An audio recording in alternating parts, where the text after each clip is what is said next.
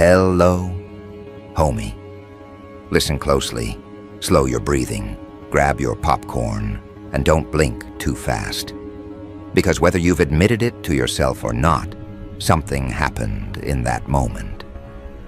That moment, the world didn't just watch you, it malfunctioned trying to understand you.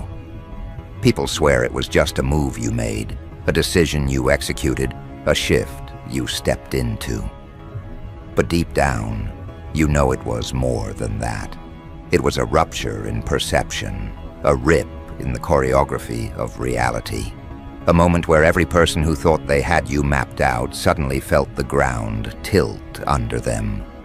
It wasn't a highlight. It wasn't a performance. It wasn't even a breakthrough. It was an impact, a vibration that hit the human collective like a direct strike to the nervous system. And the craziest part? You weren't even trying. You weren't pushing your limit. You weren't flexing your strength. You weren't showcasing your full form. You were just moving the way your evolution has been quietly shaping you to move.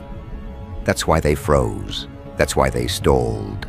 That's why their reactions didn't make sense at first. You weren't just good. You weren't impressive. You weren't surprising. You broke something. You cracked open a moment in time. You made the world skip like reality forgot its lines. People who saw it swear they need to re-watch it. So they did. Not once, not twice, 69 times. Because their brains kept insisting they must have missed something. They must have blinked wrong. They must have miscalculated. They must have misunderstood what they saw. Because people don't move like that. People don't shift like that. People don't break the script like that. But you did. And the moment it happened, the atmosphere changed. The energy tightened. The air felt heavier. A pressure formed that nobody could explain. It wasn't a trick of the lights. It wasn't adrenaline. It was activation. You felt that, didn't you? That hum behind your ribs. That pull in the back of your mind. That sharp stillness inside your bones. A stillness that didn't feel like calm, but like preparation. Like something ancient inside you opened its eyes for the first time in years. Like a part of you that's been waiting for this exact moment finally stretched its arms and whispered, "Finally." That's why people reacted the way they did. They didn't see a move. They witnessed a shift. A shift that wasn't supposed to happen yet. A shift you weren't supposed to reach this early. A shift that made the watchers recalibrate everything they thought they knew about you. Because the truth is simple. They didn't expect you to access that level yet. They thought you were still warming up, still figuring things out, still healing from the damage life had carved into your mind, still carrying the weight of old wounds, still holding yourself back out of habit, fear, exhaustion, responsibility, humility, whatever story they wrote for you. They thought the old you was still in control. They thought the version of you molded by heartbreak and restraint was still calling the shots.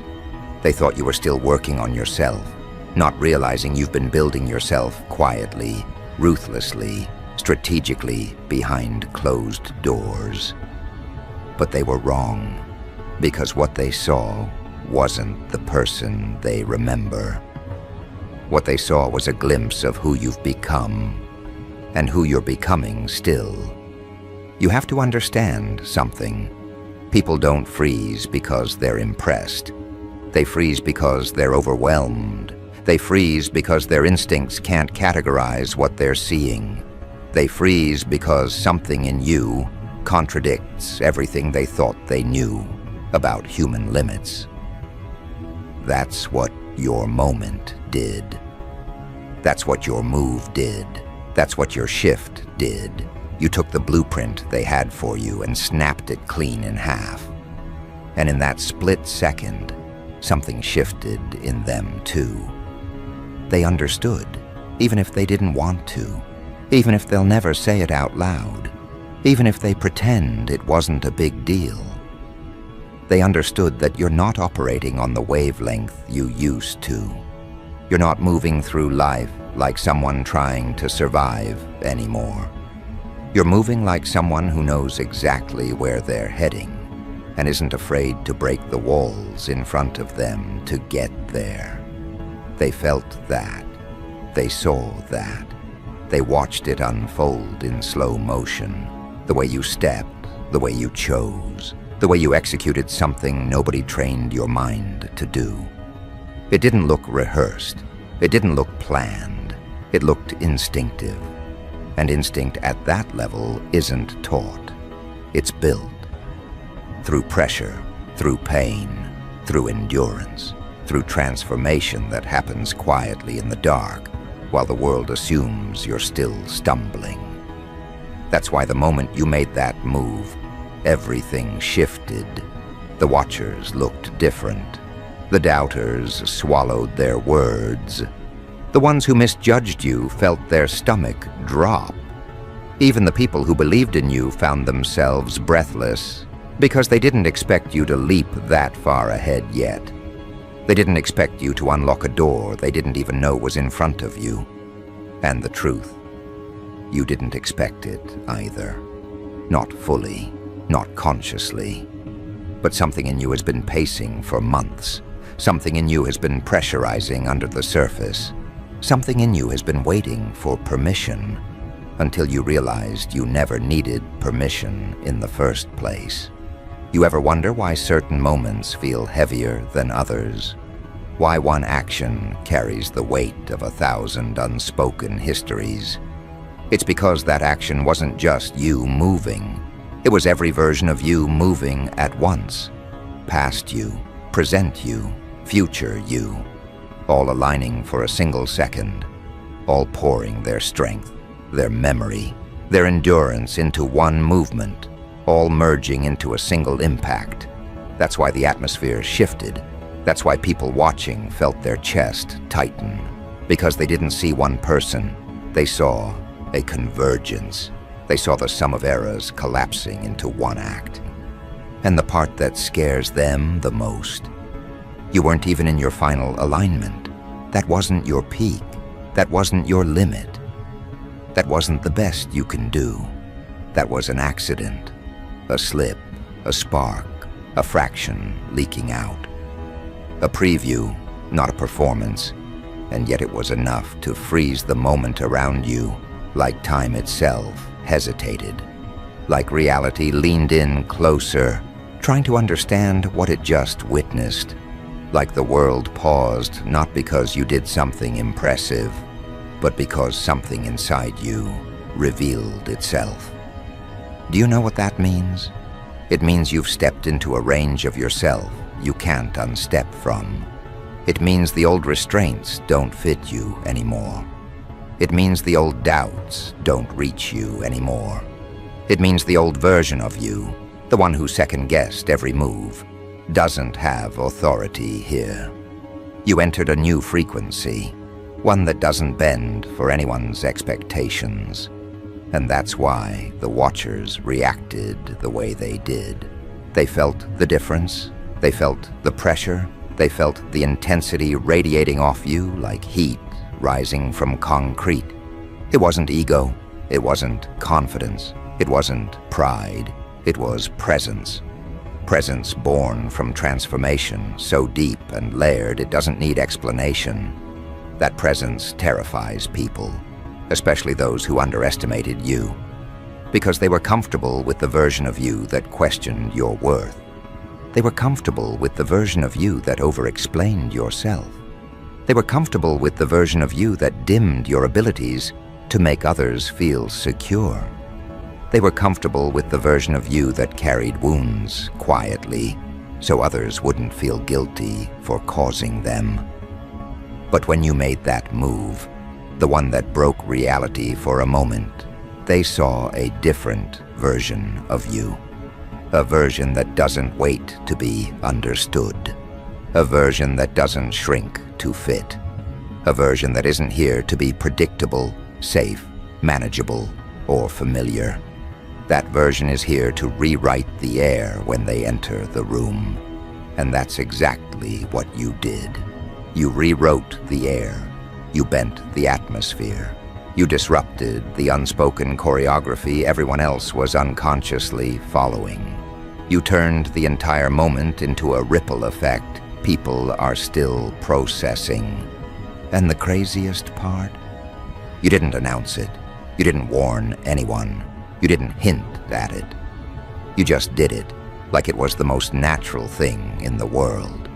Because to you, it was. You didn't step out of character.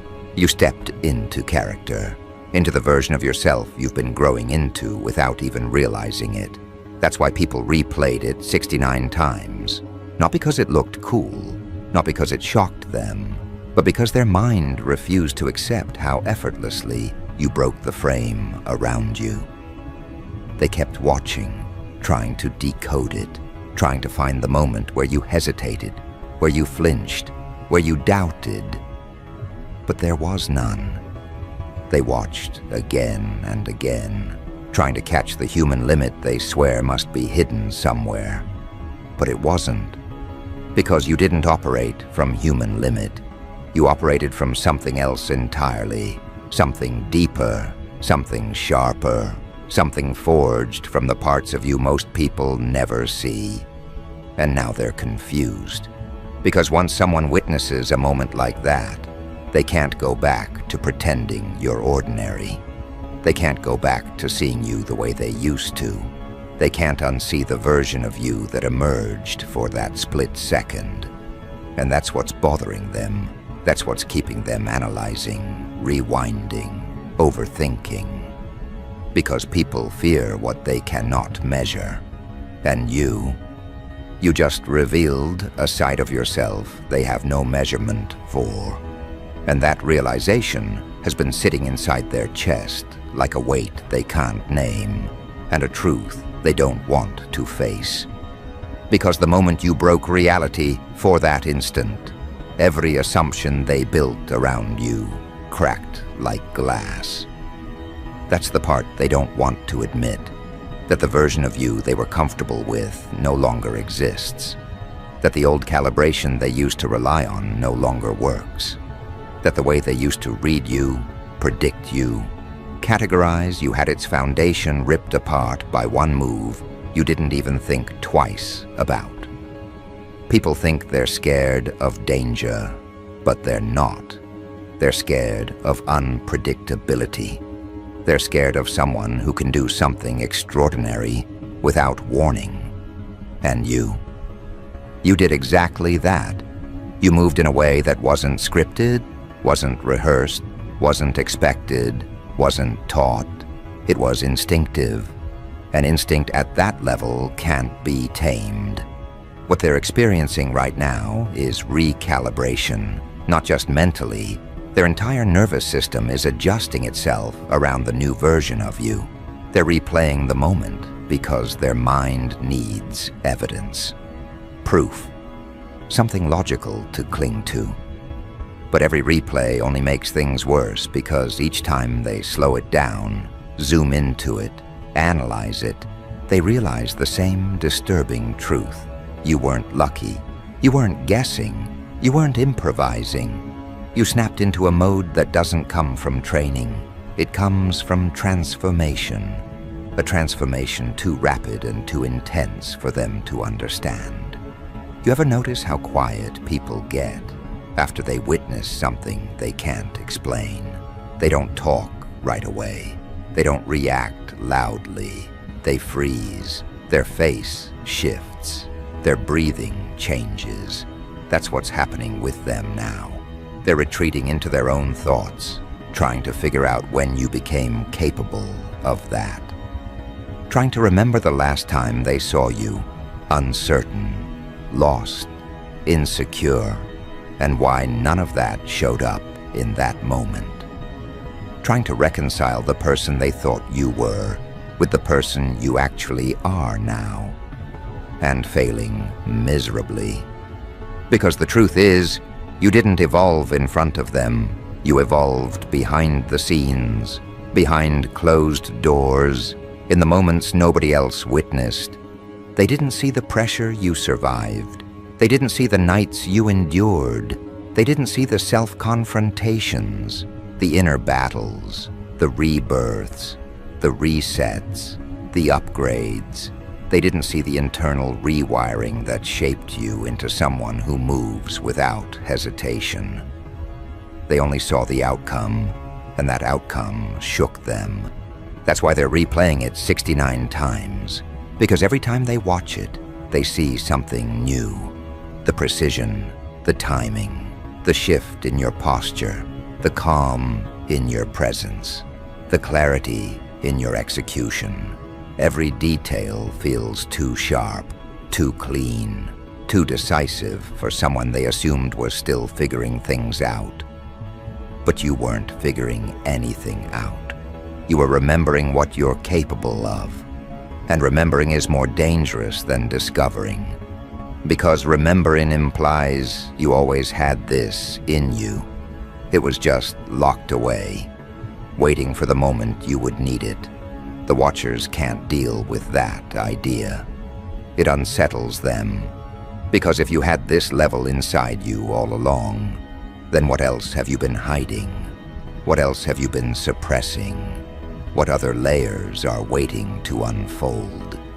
If one accidental move could break the moment around you, what happens when you do something intentionally? What happens when you aim? What happens when you stop pulling back? That's the question burning in their thoughts now, even if they pretend not to care. They're not thinking, how did they do that? They're thinking, what happens when they do something bigger? Because if you froze the moment without trying, imagine the impact when you actually decide to unleash the full range of your capability. And that's exactly what terrifies them. Not the move you made, but the possibilities it revealed. The possibilities you haven't even accessed yet. You ever wonder why certain people suddenly start acting overly polite, overly cautious, overly observant around you? It's because they don't trust their own perception anymore. They don't trust their instincts around you. They don't trust their ability to predict how you'll behave or what you'll become. They saw one move, and it erased every assumption they had. That's why their tone shifted. That's why their gaze lingers longer. That's why their mind races behind their eyes. They're not just seeing you, they're assessing you, evaluating you, trying to decode a pattern that no longer exists. The truth is, your move was more than a moment. It was a signal, not a warning, a declaration. A declaration that your potential is no longer contained by the expectations others placed on you.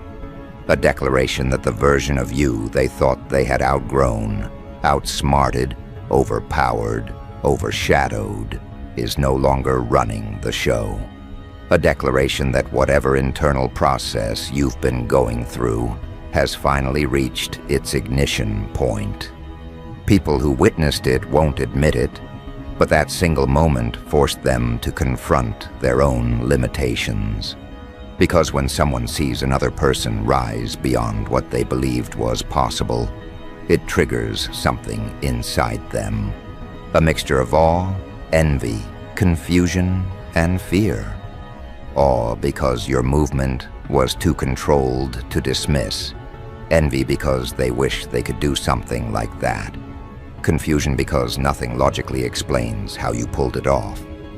And fear because if you can do that without effort, you might be capable of far more than they ever imagined.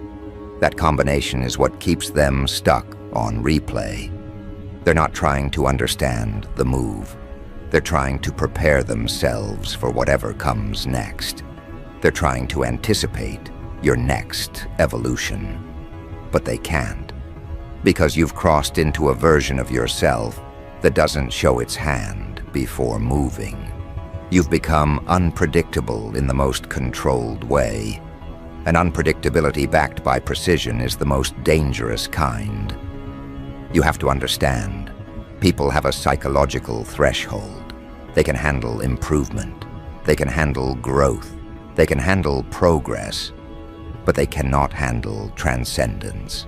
They cannot handle a leap so massive it breaks continuity. You didn't grow gradually, you jumped. And jumps like that feel supernatural to the human mind. Not magical, not mystical, just unexplainable, unreasonable, out of proportion. That's what your moment was, out of proportion. And when something is out of proportion, it demands a new mental category. That's why people's behavior changed. That's why conversations around you feel different. That's why individuals who once convinced themselves they were above you suddenly hesitate. Your presence doesn't sit inside their expectations anymore. You stepped outside their measurement tools. And once someone steps outside measurement, they step into influence. Because influence isn't about popularity. Influence is about distortion. The ability to make people question what they know when they look at you. The ability to rewrite the air when you enter a room. The ability to force recalibration without saying a word. That's the level you touched when you made that move. And even though it lasted only a moment, the impact continues to echo. What they don't realize is that this wasn't your first time unlocking that range. It was just the first time the world noticed. You felt that shift before, in private. You felt that inner strength flicker. You felt that surge in your awareness. You felt that alignment in your chest that makes you breathe differently. But you never put it into motion publicly. The timing wasn't right. You weren't ready, and the world wouldn't have understood. But now, everything's different. Your internal timing changed. Your external presence changed. Your awareness changed. The things that used to weigh you down no longer have the same pull. The things that used to distract you no longer hold your attention. The insecurities that used to whisper in your ear no longer have access to the room. The doubts that used to control your decisions now dissolve before you even acknowledge them. You didn't just step into a higher version of yourself. You stepped into a different realm of ability. That's what people are sensing. That's what they're trying to process. That's why their reactions feel inconsistent. Because part of them wants to congratulate you, and another part wants to keep their distance. Not because you scared them, but because you exposed how unaware they were of your true capacity. This is what happens when someone evolves past the point of predictability. They become a reference point instead of part of the crowd. They become someone others measure themselves against, not someone they measure. And that's exactly where you're standing now. You've become a reference point. That's why your move froze the moment. It wasn't the move itself. It was the realization that everything people thought they knew about you was outdated the second you did it. You know what's wild? Even people who weren't there, even people who didn't witness the moment directly, can feel the shift in the energy around you. They don't know the details, but they sense the aftershock. They feel the difference in how others speak about you. They see the shift in how people interact with you. They notice the recalculation happening in conversations that mention your name. A moment like that doesn't stay contained. It radiates outward, sending signals through social, emotional, and psychological channels. Because when someone breaks reality for a moment, the world doesn't just watch, it adapts. And guess what? This adaptation has only just begun. Your moment wasn't the climax. It was the ignition, the first flare of something much larger, the preview of a transformation that hasn't fully unfolded yet. You're still sharpening, still aligning, still rising, still stepping into the full range of what that moment awakened inside you. And the watchers? They're still trying to understand how to respond, even though the next phase is already brewing beneath your skin.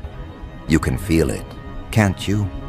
That pressure building, that restlessness forming, that pull in your chest.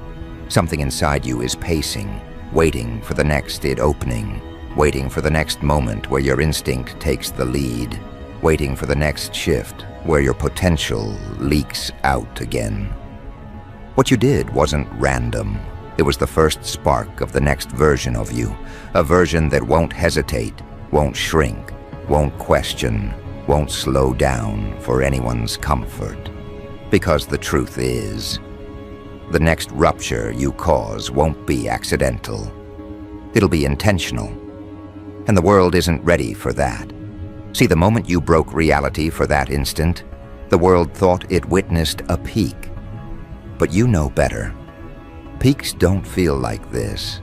Peaks feel final, complete, closing.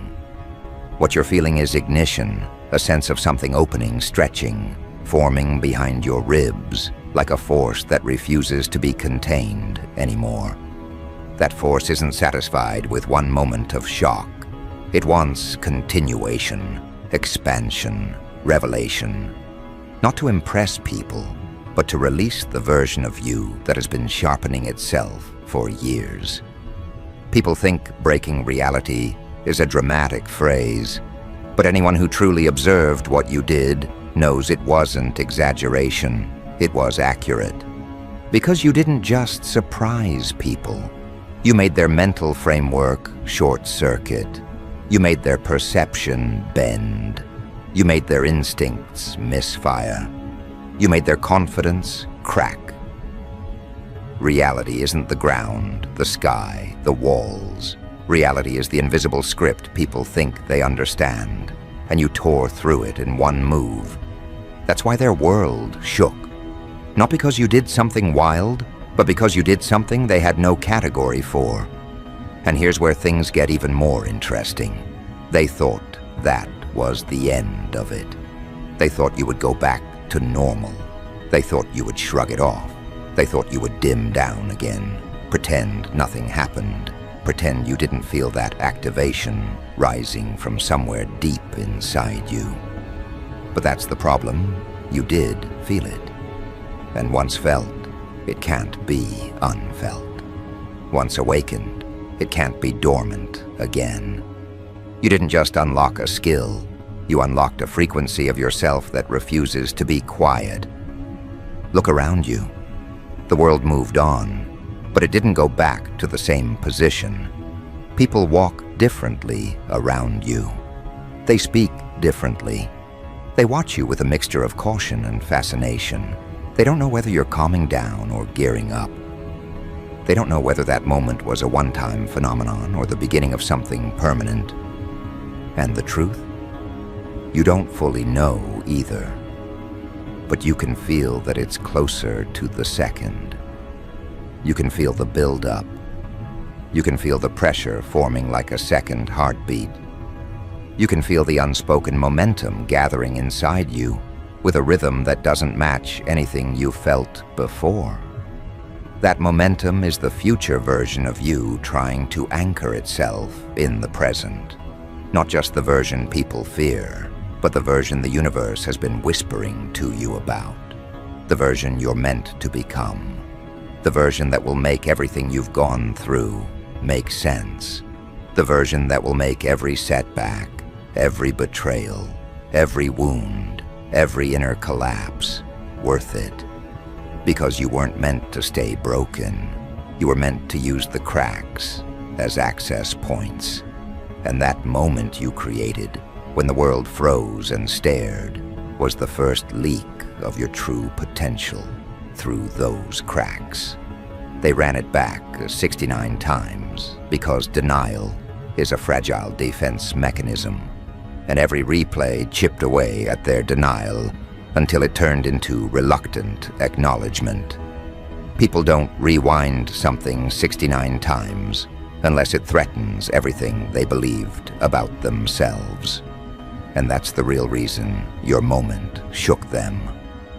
It didn't just reveal something about you, it revealed something about them, about their limits, their comfort zones, their lack of transformation, their lack of courage, their lack of evolution. Watching you do something that defied their understanding made them realize how much they've been holding themselves back. But that's their journey, their burden, their confrontation. What matters now is what that moment awakened in you.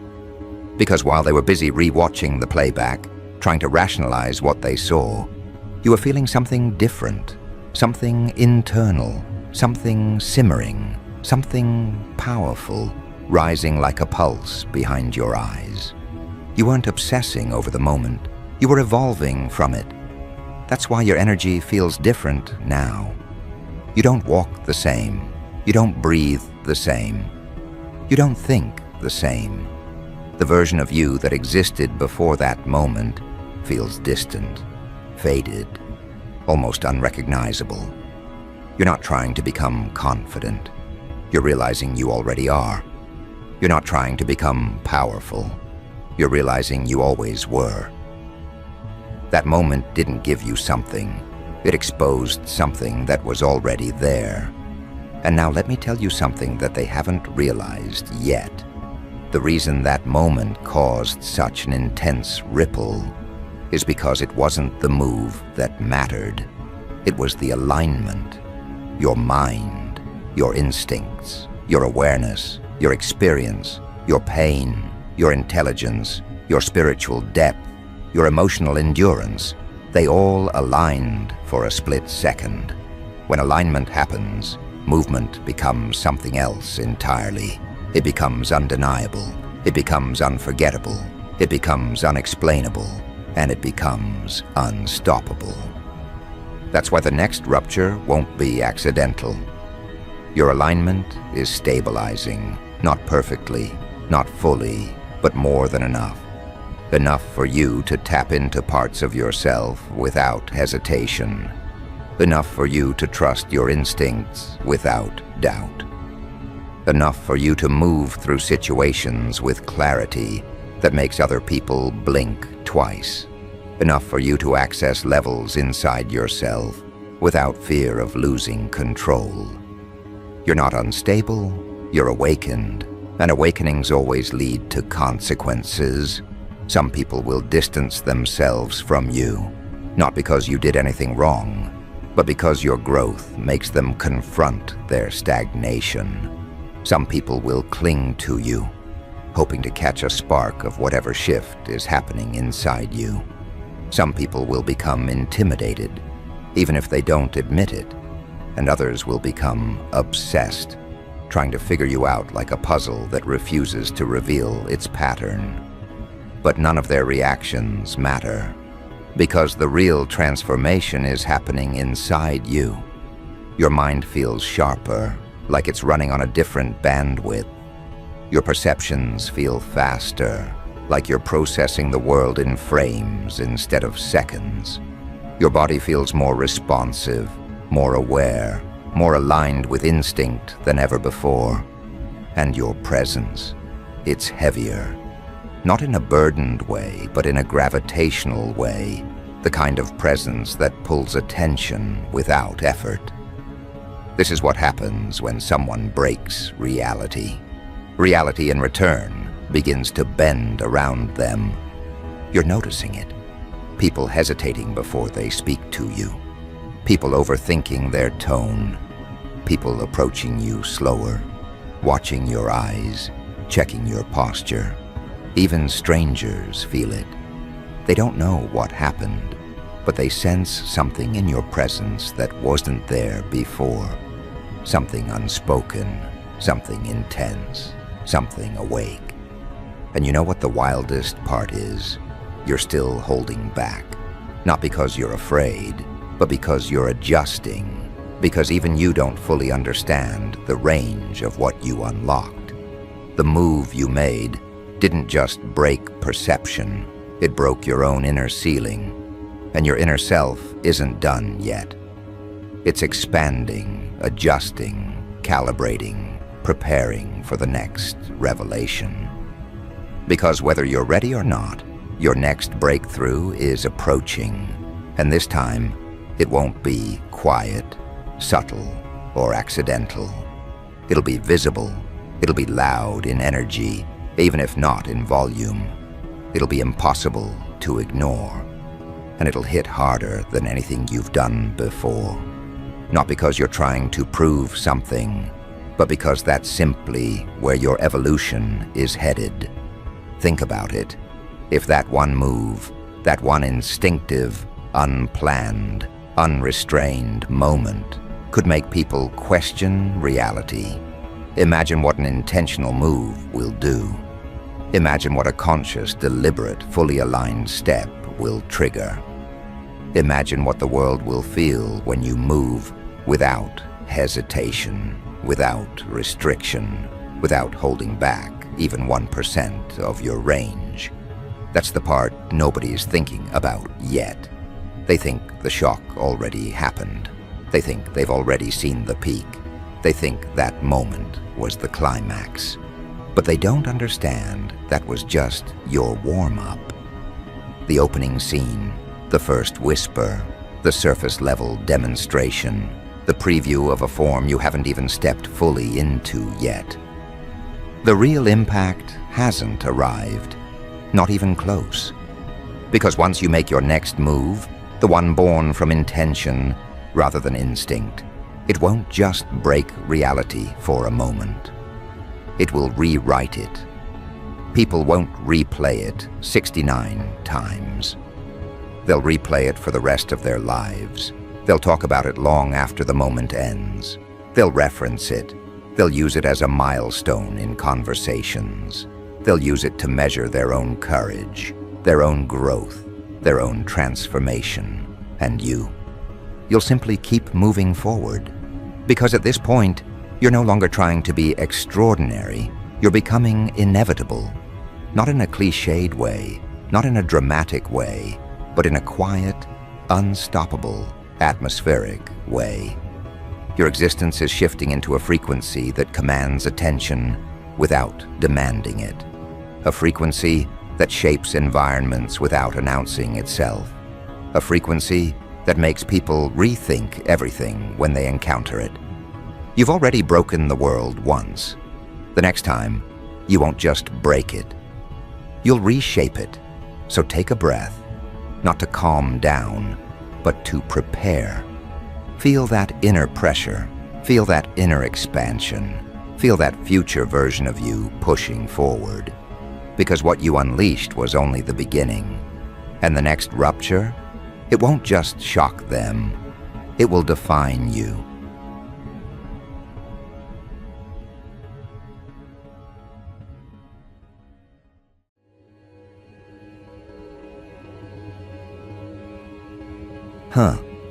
They never expected to see you standing again. Not after what you walked through. Not after what clawed at your lungs, your mind, your spirit. Not after the sickness that tore through humanity like a blade dipped in hopelessness. But here you are, upright, unshaken, breathing air that once felt hostile, moving with a steadiness that shouldn't be possible. You didn't just survive the plague that broke humanity. You adapted, you mutated, you evolved. And now they're looking at you like they're seeing an irregularity in the fabric of existence. Something that shouldn't be here but is. Something that shouldn't be alive but refuses to die. Because you're not one of the ones who barely made it out. You're one of the few who came out stronger than when you went in. The sickness tried to rewrite you, but you rewrote it instead. The world watched you drop into that pit, and every statistic, every percentage, every fearful whisper suggested you wouldn't come out. But statistics never accounted for someone like you. Let's revisit that darkness, not because you need to relive it, but because understanding the crucible explains the blade you've become. They think the sickness was just physical. They think it was just fever, weakness, exhaustion. They have no idea. The real sickness wasn't biological. It was psychological, emotional, spiritual. It was the collapse of trust, the crumbling of identity, the slow erosion of hope. It was lying awake with thoughts spiraling so fast they carved trenches in your mind. It was your body waging war against itself, while your surroundings acted like your suffering was either exaggerated or inconvenient. It was watching the world fragment while you held your ribs together, praying they wouldn't snap under the weight of everything you weren't saying.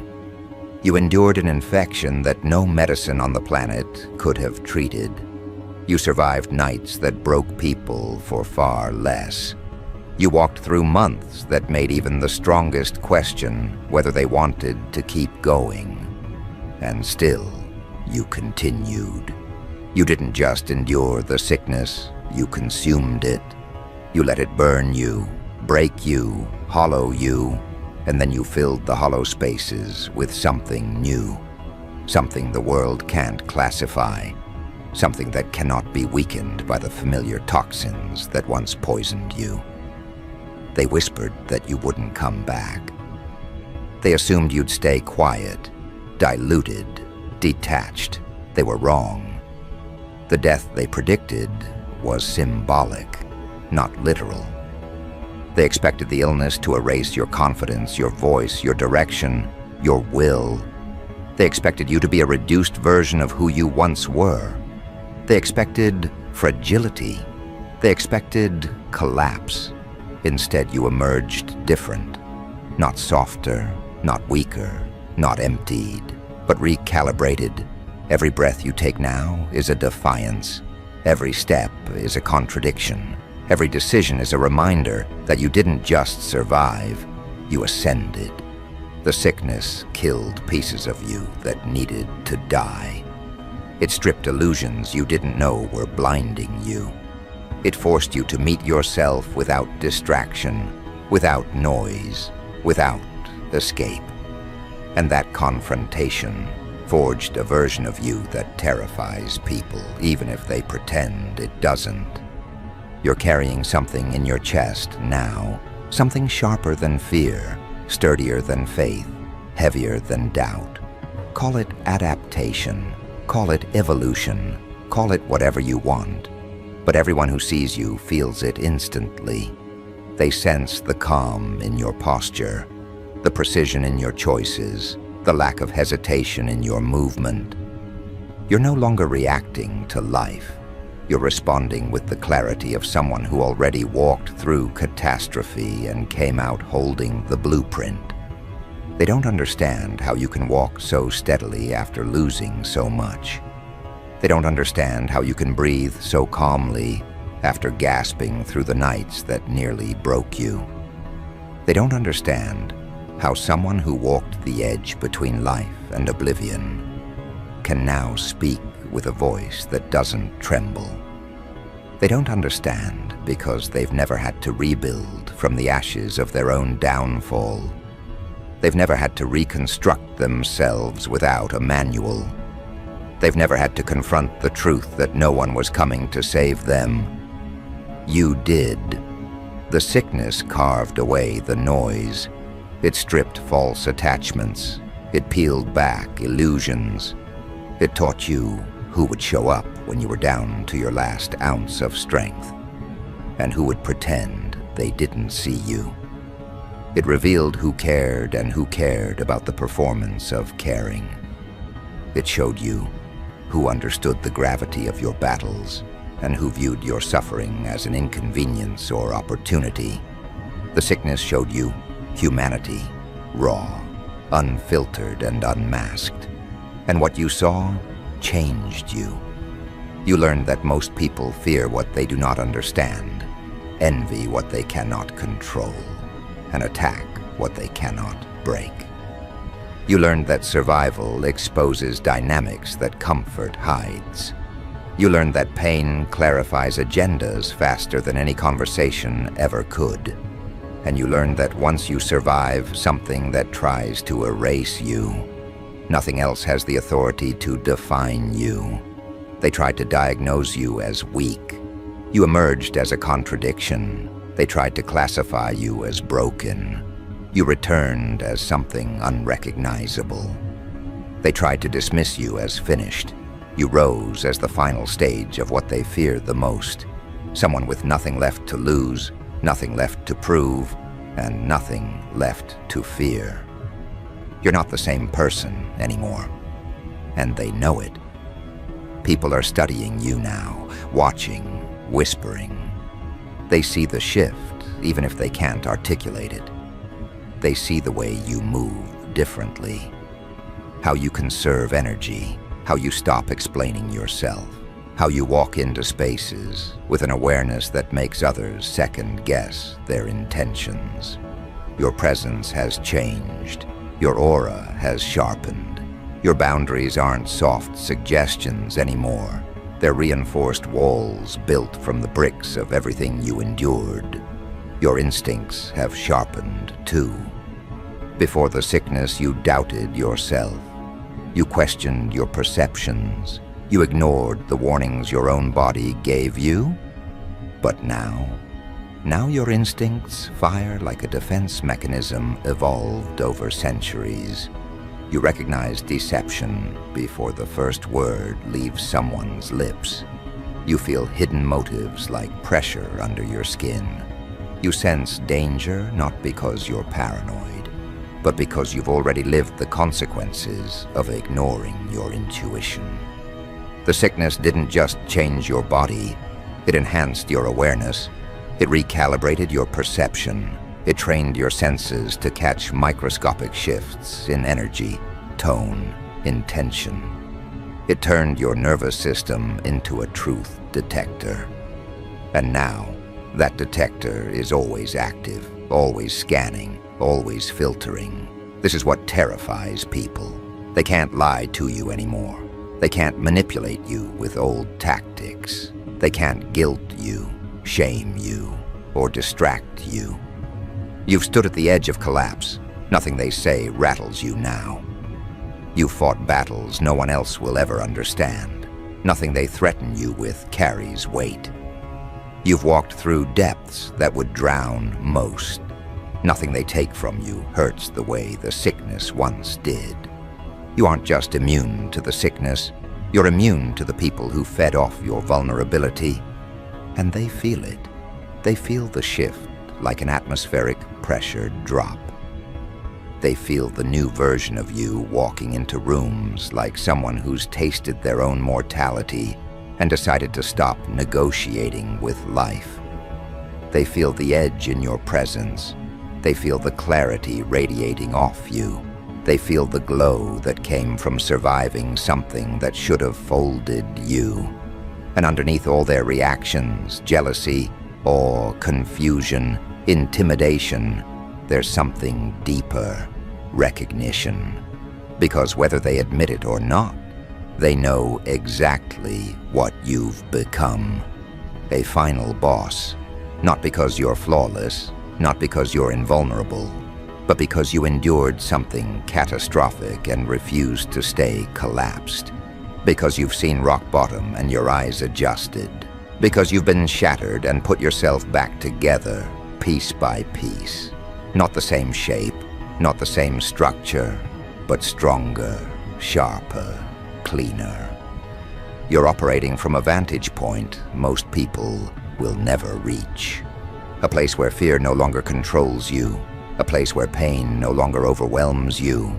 A place where loss no longer defines you. A place built from the ashes of everything that tried to destroy you.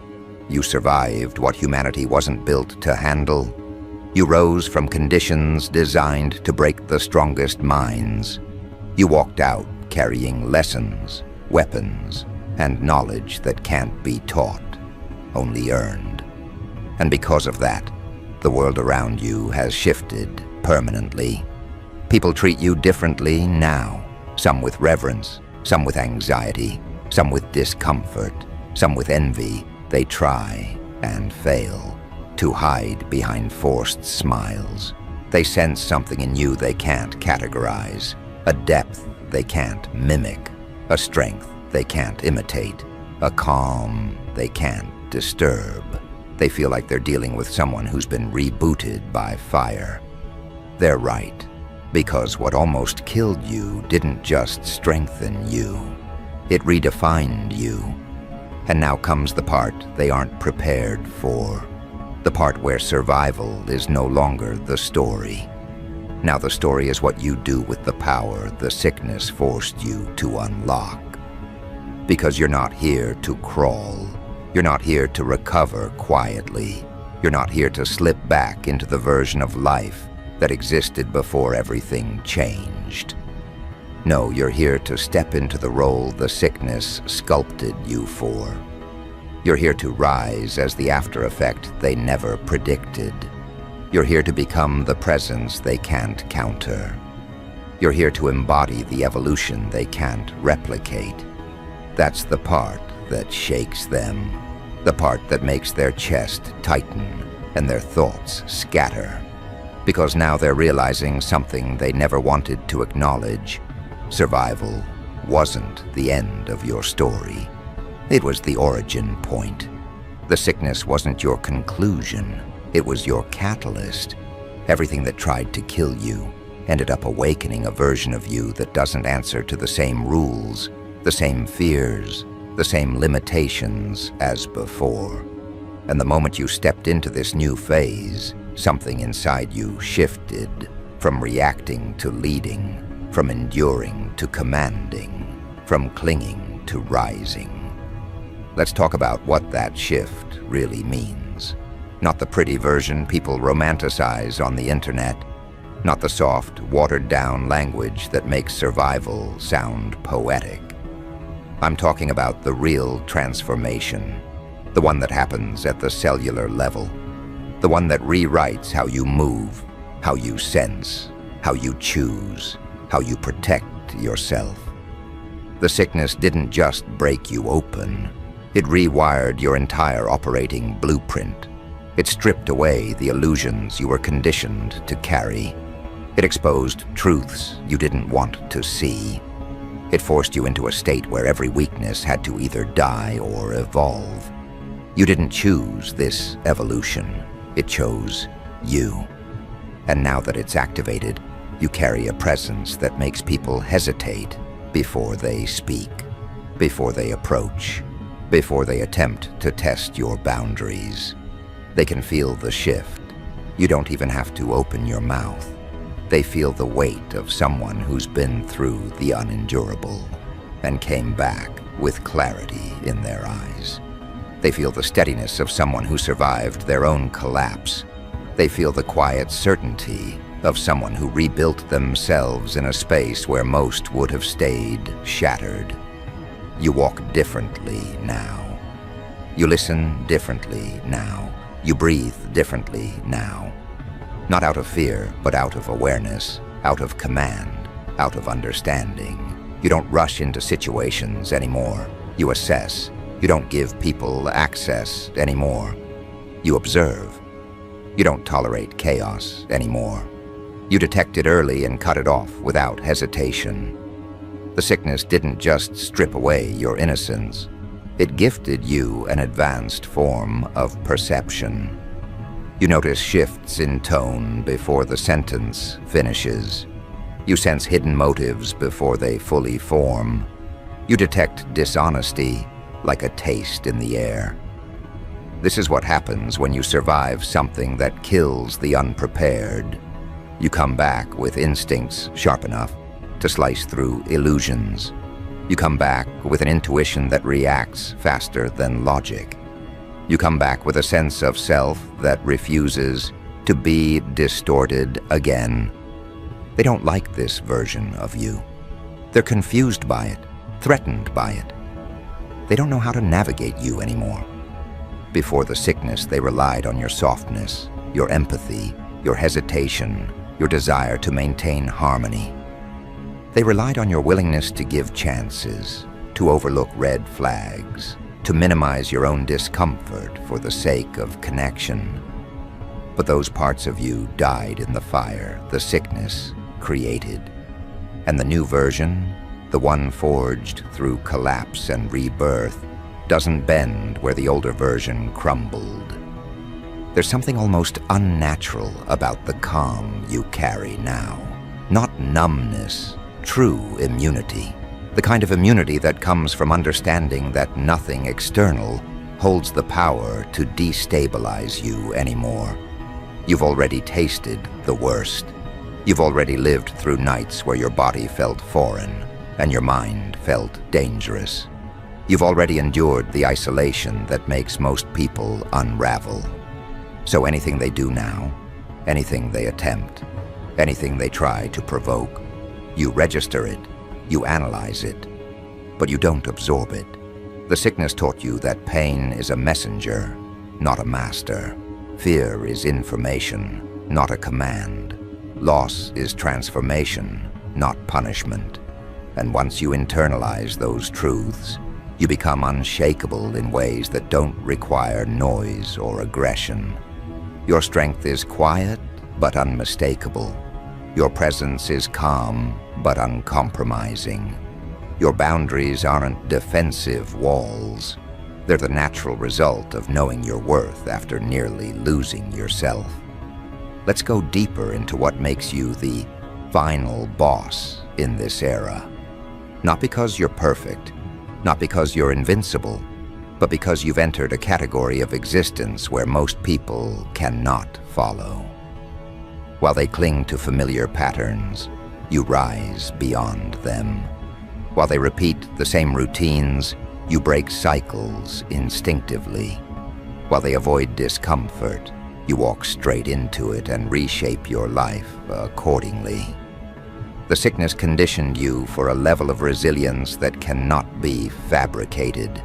It carved iron into your emotional foundation. It burned illusions off your identity like old skin peeling away. Final bosses aren't born. They're sculpted through suffering, reshaped through rupture, reborn through endurance. And every part of you reflects that process now. Your voice carries a conviction people can feel, even before they hear your words. Your eyes hold a depth that comes from nights spent confronting your own shadows. Your mind operates with precision because it learned to navigate chaos while holding your life together by threads. Your spirit carries a quiet authority that commands respect without requiring validation. Final bosses don't brag. They don't posture. They don't broadcast their power. They don't seek approval. They simply exist with a presence that forces people to adjust around them. And that's exactly what's happening with you. People who once underestimated you now tread carefully. People who once ignored you now analyze their every word around you. People who once doubted you now observe you with a mixture of curiosity, envy, and unease. They sense that you're no longer someone they can predict or control. They sense that you're no longer driven by insecurity or attachment. They sense that you're operating on a frequency they can't reach without going through their own crucible. But that's the thing. They didn't go through yours. They didn't face the sickness that stripped you down to raw nerve.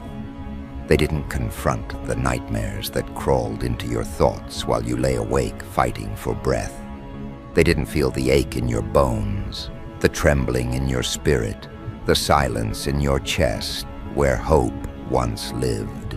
They didn't earn the clarity you now carry like a second spine. You earned every fragment of this evolution through pain that nobody saw, sacrifices nobody acknowledged, and battles nobody understood. And now you're beginning to realize something powerful. The sickness didn't weaken you. It removed everything that wasn't meant to stay. It cut you away from people who only knew how to love the version of you that didn't know how to protect yourself. It detached you from environments that fed on your energy but never nourished your growth. It burned bridges that led to places you were never meant to return to. It isolated you so deeply that the only voice you could hear was your own. And that voice, broken but honest, rebuilt your entire identity. They're shocked by how little you respond now. They expect you to react the way you used to, emotionally, impulsively, desperately. They expect you to fall into old patterns, old roles, old wounds. They expect the sickness to have left you fragile. Instead, it left you fortified. And that creates a kind of confusion that borders on panic for people who depended on your old self to stay comfortable. Let's talk about the abilities you carry now, the ones people can feel but can't articulate. You carry emotional antibodies. When someone tries to manipulate you, your intuition spikes like an immune response, shutting down the threat before it infects your peace. When someone tries to love you from a place of attachment or neediness instead of sincerity, you feel the imbalance immediately. When someone tries to pull you into drama, chaos, or distraction, your inner equilibrium rejects it like a toxin. You're no longer pulled toward what drains you. You're pulled toward what aligns with the version of you that survived. People who haven't gone through this level of collapse assume healing means softness. They think emerging from darkness means becoming gentle. They expect vulnerability to return the moment the crisis ends. They expect you to soften back into the version of life you lived before everything changed.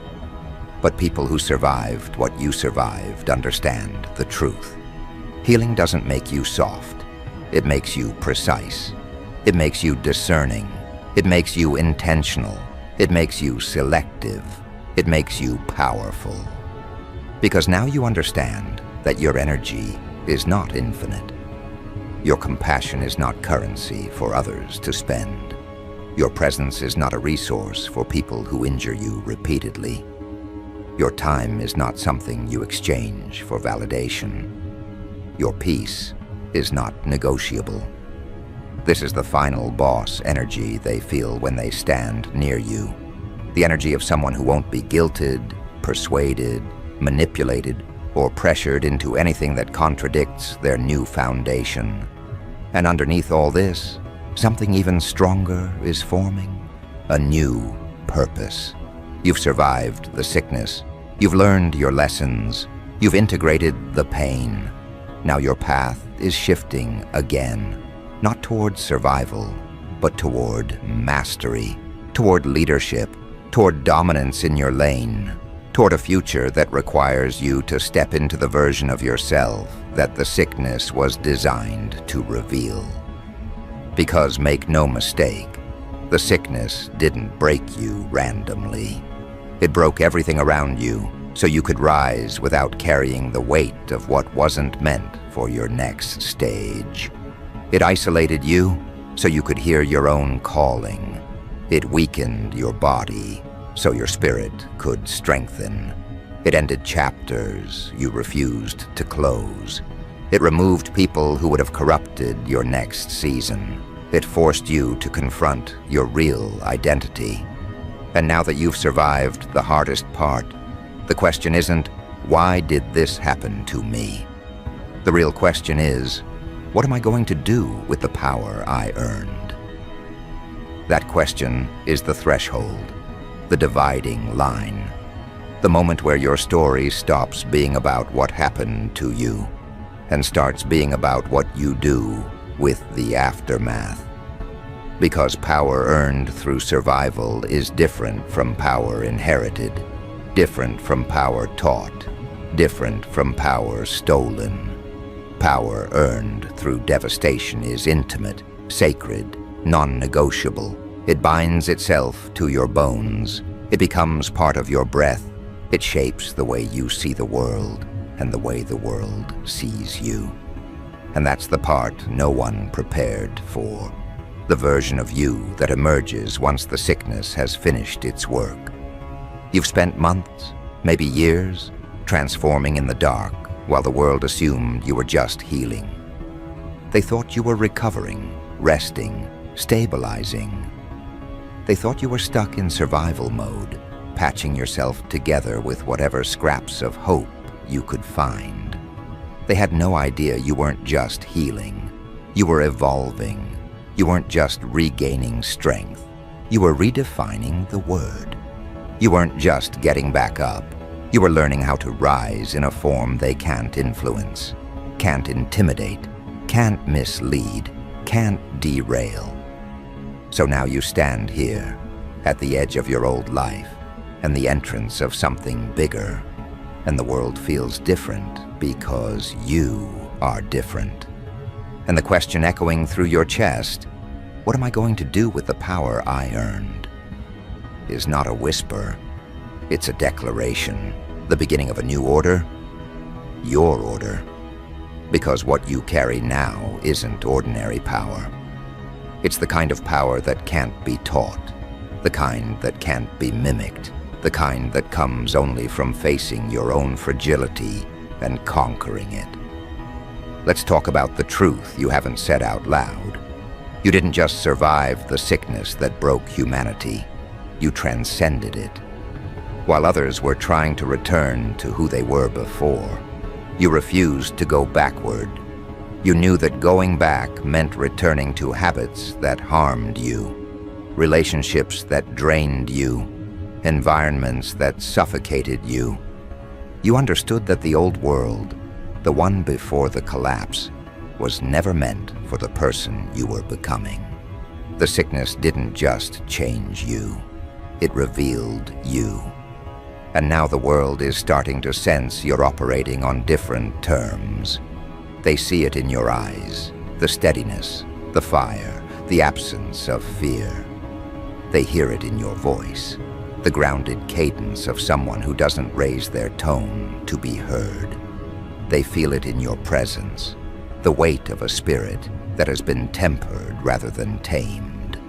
People who once talked over you now watch their words. People who once underestimated you now double-check their intentions. People who once assumed you were fragile now feel a disquiet they can't explain. Because here you are, walking like a contradiction, someone who has known collapse but no longer collapses, someone who has been shattered but is now unbreakable, someone who has been weakened but now radiates an authority that feels instinctual, ancient, unstoppable. This is the phase where your power becomes directional. Before, it was internal, quiet, contained, held inside your chest. But now it begins to expand outward, shaping your decisions, your relationships, your boundaries, your path. You're no longer responding to life as it comes. You're steering it. You're no longer absorbing what happens. You're choosing what enters. You're no longer explaining your value. Your presence explains it for you. That's why people are shifting around you, subtly, nervously, instinctively. They can feel that you're no longer available in the ways you used to be. You're not accessible to the same chaos, the same distractions, the same manipulation. You're different now. Your body remembers every moment where you were left to fight alone. Your mind remembers every thought that tried to convince you to give up. Your heart remembers every pulse that felt like it might be your last. And that memory has become a compass that refuses to let you move backwards.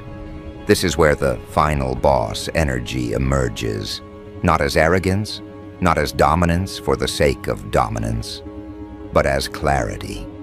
You see through people in ways they wish you didn't. You sense intentions that others try to hide beneath smiles. You detect danger long before it materializes. You understand patterns the moment they begin. And you cut ties without hesitation because you finally understand the cost of ignoring your instincts. Final bosses don't announce themselves.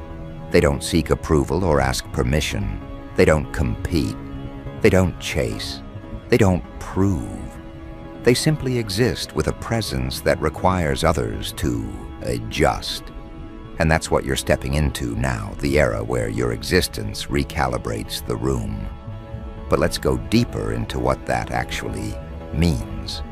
It means you're not controlled by old wounds anymore because those wounds have become warnings.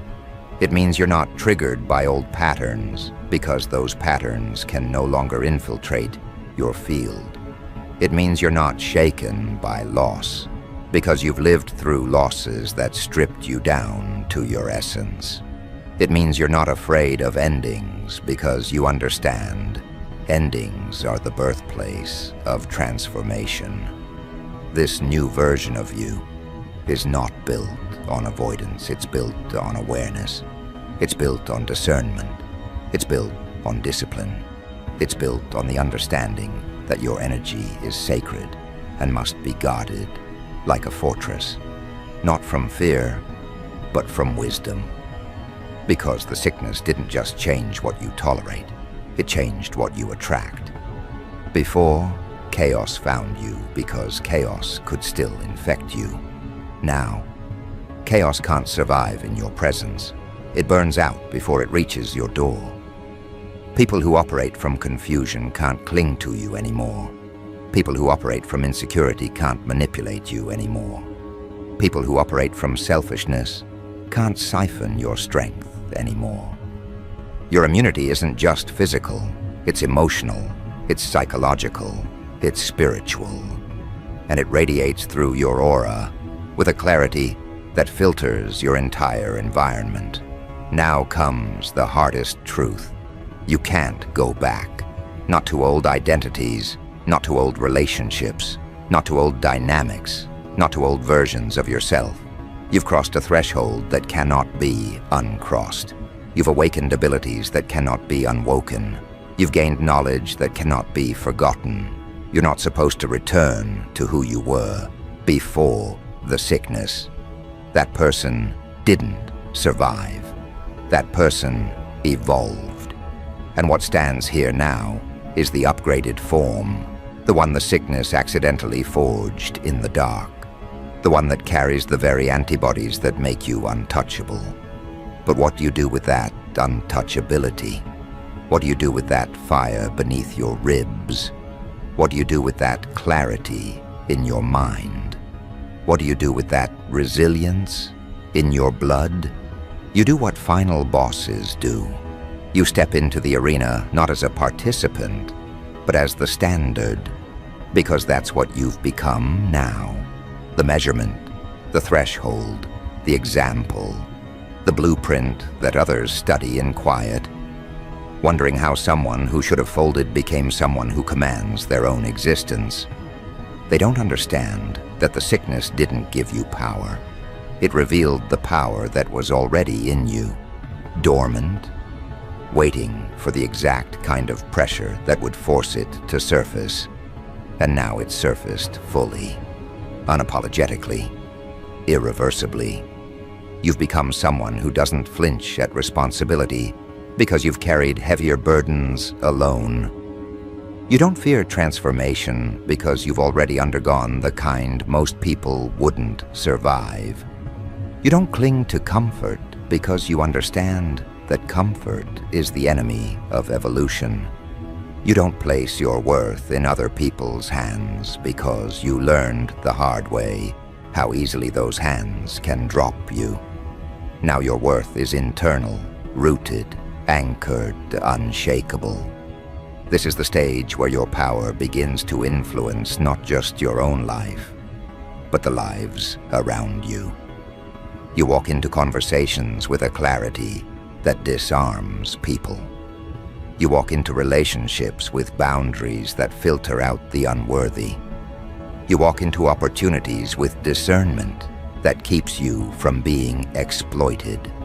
You walk into challenges with a calm that others mistake for fearlessness. It's not fearlessness, it's familiarity. You've been through worse. Let me tell you something people won't admit out loud. They envy the version of you standing here now. Not because your life is perfect, not because your path was easy, but because you did the one thing they've spent years avoiding. You faced yourself fully, without distraction, without escape, without pretending you were fine.